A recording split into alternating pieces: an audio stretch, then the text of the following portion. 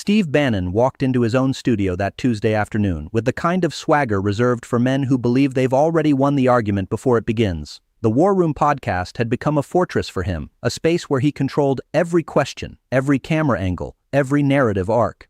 He'd invited Representative Jasmine Crockett on the show, fully expecting what he called a teaching moment. His producers had briefed him on her background, her single term in Congress, her age, 39 years old, a civil rights attorney from Texas who'd been in Washington less than 2 years. Bannon had been dismantling political careers since before she graduated law school.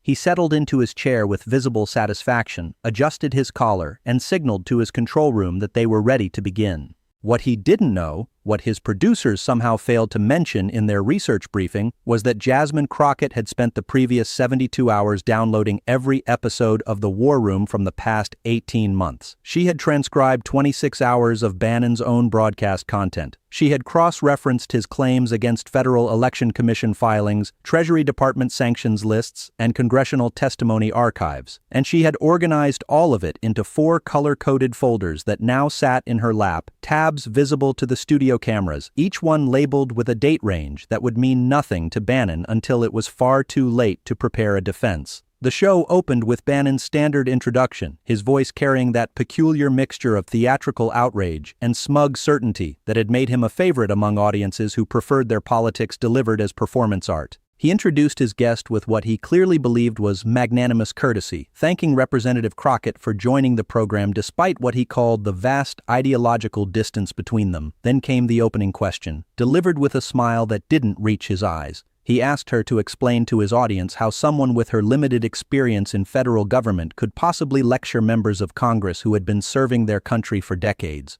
He asked her to justify the arrogance of a freshman representative who seemed to think she understood constitutional law better than the people who had been reading it since before she was born. He leaned back in his chair, hands clasped behind his head, the picture of a professor waiting for a struggling student to embarrass herself with an inadequate answer. The studio lights caught the sheen of confidence on his face. This was his territory. These were his cameras. This was supposed to be easy. Jasmine Crockett let the question hang in the air for a moment, her expression utterly neutral. She set the folders on the desk between them with care, aligning the edges so the tabs faced the camera. Her voice when she spoke was quiet, almost conversational, the tone of someone discussing the weather rather than political warfare. She thanked him for the question. She acknowledged that she was indeed relatively new to Congress compared to many of her colleagues. She noted that he was absolutely right to point out her limited time in federal office. And then she opened the first folder with the kind of deliberate precision that suggested she had been waiting a very long time for exactly this opening. She mentioned that she had brought some research materials with her just to make sure the conversation stayed grounded in documented reality rather than abstract speculation. She noted that she had always believed productive political dialogue required both parties to work from the same factual baseline. Bannon's smile flickered slightly. Something in his posture shifted. He glanced toward his control room, a micro gesture that the cameras caught clearly.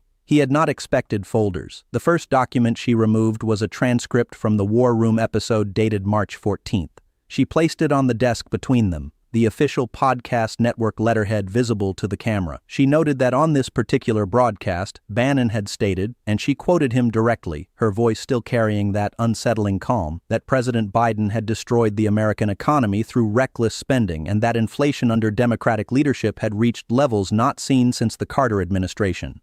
She paused. She asked him if that was an accurate representation of his position. Bannon recovered quickly, leaning forward with renewed confidence. Of course, that was his position. The numbers spoke for themselves. Inflation was destroying working families. The Democrats had bankrupted the country. This was basic economics. She nodded slowly as though genuinely considering his response. She thanked him for confirming his statement. Then she opened the second folder. The second folder contained Federal Reserve economic data covering a 16-month period. She placed a printed chart on the desk, the Fed's official seal visible at the top of the page. She walked through the numbers with the patience of someone explaining basic arithmetic to a hostile classroom. Peak inflation under the Biden administration had reached 9.1% in June of the previous year. That was indeed high. She granted him that point immediately, but inflation under the Carter administration, which he had used as his comparison benchmark, had reached 13.5% and remained in double digits for 29 consecutive months. The Biden inflation spike had lasted 4 months at the 9% level before beginning a sustained decline. By the time of this broadcast, inflation had dropped to 3.7%. She looked up from the chart. She noted that his comparison to Carter was mathematically inaccurate by a margin of 47%. She asked him if he had been aware of the actual Carter-era inflation figures when he made his original claim on air. Bannon's face had begun to change color. He started to speak, stopped, recalibrated. He told her that cherry-picking data points was a typical Democratic tactic. He said the real inflation rate, the one working Americans actually experienced, was far higher than the government-reported numbers. She nodded again. She thanked him for that clarification. She asked him if he was stating for the record that Federal Reserve economic data compiled by an institution created by Congress and overseen by both parties for over a century, was fabricated. The question hung in the studio air. Bannon did not answer it directly. Instead, he pivoted to spending levels, raising his voice slightly, telling her that the real issue was not inflation rates but the reckless spending that caused them. She waited until he finished. Then she turned to the third folder. The third folder was thicker than the first two combined. She opened it to a marked tab and removed a Congressional Budget Office report on federal spending by administration. The document was official, dense with tables and footnotes, the kind of evidence that cannot be dismissed with rhetoric. She noted that Bannon had spent considerable airtime on the War Room, discussing what he termed the Democrats' unprecedented government spending. She had counted 17 separate episodes in the past 6 months where he had made this claim. She asked him if 17 was an accurate count, or if she had missed any. Bannon told her he talked about spending constantly because it was destroying the country. She thanked him for confirming the frequency. She returned to the CBO document. She noted that federal spending under the first 3 years of the Biden administration had averaged $4.6 trillion annually. She placed that number on the table between them. Then she placed a second sheet next to it. Federal spending during the final 3 years of the Trump administration had averaged $5.1 trillion annually. She let the comparison sit in silence for a moment. She noted that by the CBO's official measurement, federal spending had actually decreased under Democratic leadership by approximately 11% compared to the previous administration. She looked across the desk at him. She asked him if he had ever mentioned that spending decrease on the War Room during any of those 17 episodes. She asked him if his audience had been informed that the Trump administration had overseen higher annual federal spending than the Biden administration. Bannon's hands had moved to grip the armrests of his chair. His voice when he responded carried an edge it had not possessed 15 minutes earlier. He told her she was conflating pandemic spending with normal operations. He said anyone with basic intellectual honesty would acknowledge that COVID emergency measures had distorted those years. She nodded slowly, her expression suggesting she had been waiting for precisely that defense. She turned another tab in the third folder. The next document was a breakdown of federal spending by category with pandemic-related emergency appropriations separated into their own column.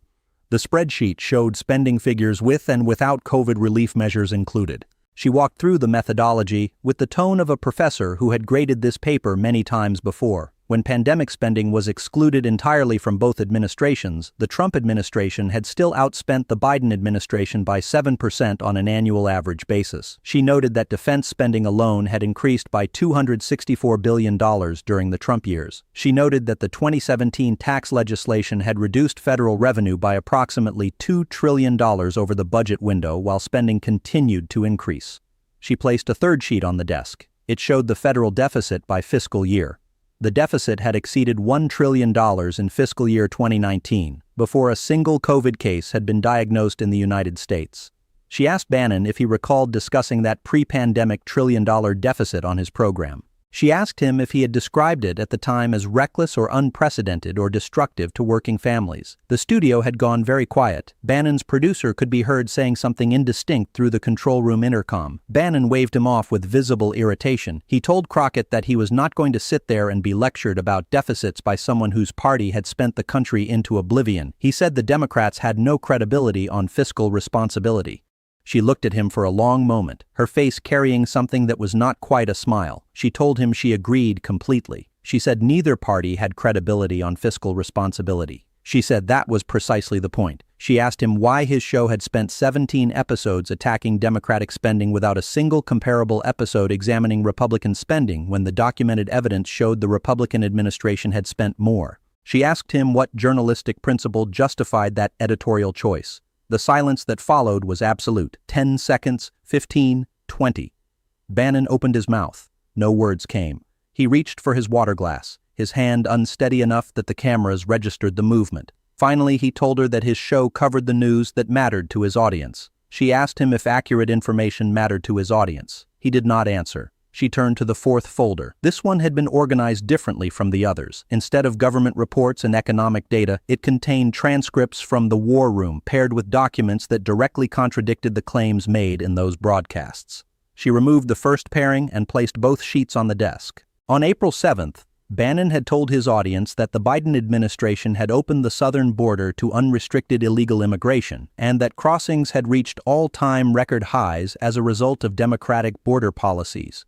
The transcript sat on the left side of the desk. On the right side, she placed a Department of Homeland Security enforcement report showing that border apprehensions under the Biden administration had resulted in higher deportation rates than any year of the Trump administration, except 2020, when the border had been closed due to pandemic health orders. She noted that the number of immigration court proceedings had increased by 38%, and that expedited removal proceedings had been expanded under Biden-era policy directives. She asked Bannon where his claim about unrestricted immigration had originated. She asked him which specific policy change had opened the border in the way he had described to millions of listeners. Bannon told her that everyone could see what was happening at the border. He said the evidence was in front of anyone willing to look. She agreed that evidence was indeed available to anyone willing to look. She gestured to the DHS report between them. She asked him if he had looked at this evidence before making his claims on air. She asked him if his production staff had contacted DHS for comment before broadcasting information that contradicted the department's official enforcement data.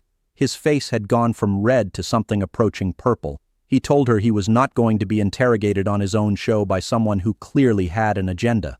She told him she had no agenda beyond factual accuracy. She told him that his show reached millions of people every week and that those people deserved to receive information that could be verified. She asked him if he disagreed with that principle. She removed the second pairing from the fourth folder. On May 19th, the War Room had featured a lengthy segment claiming that the Biden administration had weaponized the Department of Justice against political opponents, and that such weaponization represented unprecedented corruption in American history. The transcript sat on the desk. Next to it, she placed a timeline of federal investigations and prosecutions during the Trump administration. The timeline included investigations into Hillary Clinton, James Comey, Andrew McCabe, Hunter Biden, and multiple Democratic members of Congress.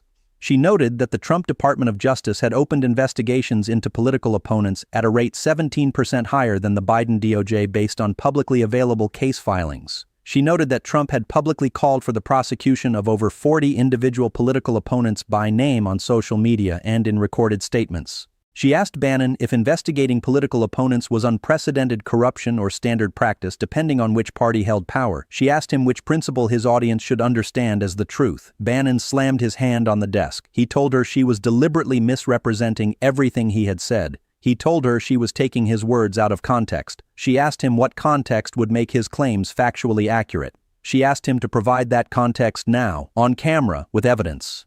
The silence returned. This time it lasted longer. 23 seconds. The control room cameras were all focused on Bannon's face. His jaw worked. His eyes moved between the folders on the desk and the camera lenses surrounding him. His hands gripped the armrests of his chair hard enough that his knuckles had gone white. When he finally spoke, his voice had lost its earlier certainty. He told her that his show provided analysis and perspective. He said he was not a stenographer for government press releases. He said his audience understood the difference between commentary and breaking news. She asked him if his audience had been informed that the claims he presented as factual analysis were contradicted by official government data. She asked him if providing that information would constitute being a stenographer or simply being accurate. She had not raised her voice once. She had not shown a flicker of anger or satisfaction. Every document she had presented carried an official seal or a verifiable citation. Every question she had asked had been simple, direct, and structured to have no good answer regardless of what Bannon said. And now, 29 minutes into what was supposed to be a friendly confrontation on his own program, Steve Bannon was visibly rattled. He looked toward his control room. He made a cutting gesture across his throat. The technical director's voice came through clearly enough for the microphones to catch it, asking if he wanted to cut to commercial. Bannon shook his head. He turned back to Crockett. He told her that he had given her a platform to make her case, and that he thought they had covered enough ground. He thanked her for coming on the show. It was the verbal equivalent of a white flag. She looked at him with something that might have been pity. She told him she appreciated the invitation. She told him she had more folders if he wanted to continue the conversation. She gestured to a leather bag at her feet that clearly contained additional research materials. Bannon's face did something extraordinary. For a moment, the performance dropped entirely. The smug certainty was gone. The theatrical outrage had evaporated. What remained was a man who had just realized he had been completely unprepared for an opponent who had actually done the homework. He told her he thought they had given his audience plenty to think about. She asked him if he planned to issue corrections for the claims that had been documented as inaccurate during their conversation. She asked him if his audience would be informed that the inflation comparison to Carter was mathematically wrong, that federal spending had been higher under Trump, that border enforcement had increased under Biden, and that DOJ investigations of political opponents were not unprecedented. She asked him if accuracy mattered enough to his program to warrant those corrections. Bannon looked at her. He looked at the cameras. He looked at his control room. And then he did something that no one watching the broadcast would have predicted. He stood up. He told his producer to cut the feed. He said it loud enough that the microphones caught it clearly. He said it again when nothing happened immediately. Cut the feed. Now. The screen went black.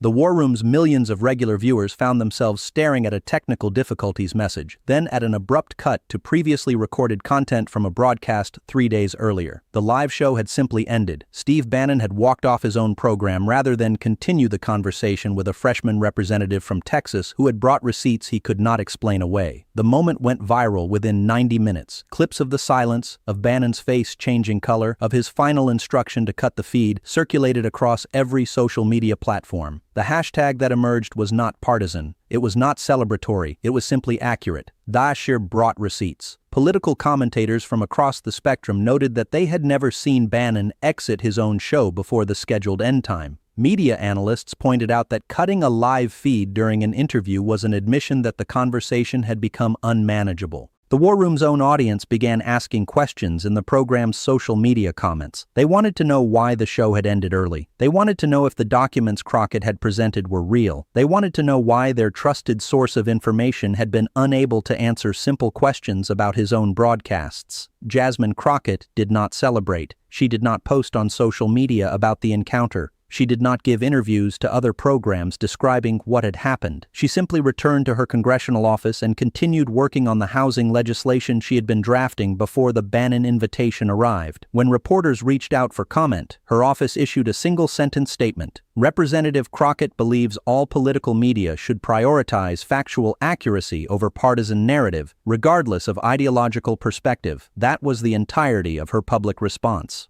The contrast between her silence and Bannon's absence from his own airwaves for the following 48 hours spoke louder than any victory lap could have managed. This was not about humiliation. This was about accountability. This was about the principle that people with platforms reaching millions of Americans had a responsibility to provide information that could be verified rather than speculation packaged as fact.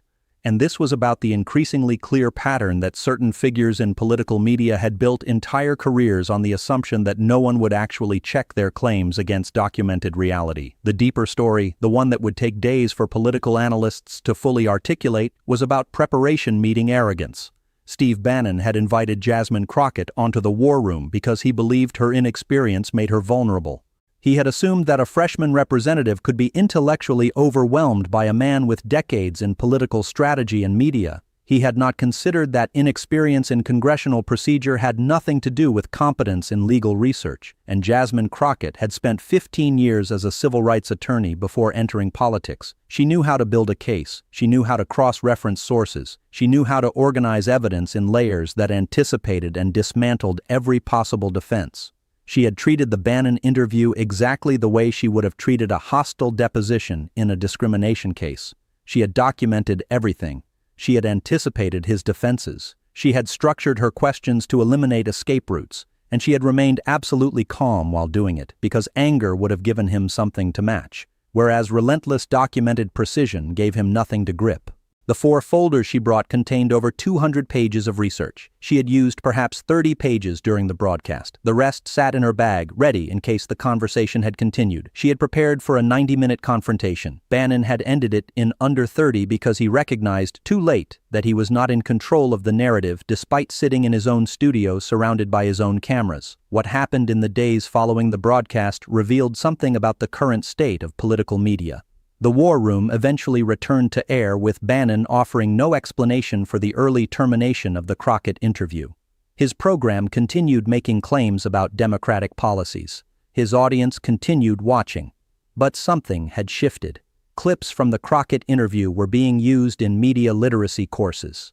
Journalism schools were assigning students to compare Bannon's original claims against the documents Crockett had presented. Fact-checking organizations were citing the exchange as an example of how to structure accountability questioning, and crucially, other political figures began bringing folders to media interviews. The symbolic power of organized, cited, documented evidence became its own statement. The folders said, "I did the homework. I have the receipts. You will not be able to deflect this with rhetoric." This was not a partisan development. Conservative commentators began holding progressive guests to the same documentary standard. The expectation of verifiable evidence became temporarily bipartisan, a brief moment of shared principle before the usual tribal instincts reasserted themselves. Steve Bannon had questioned Jasmine Crockett's qualifications at the opening of their interview. He had suggested that her inexperience disqualified her from lecturing anyone about constitutional principles or federal policy.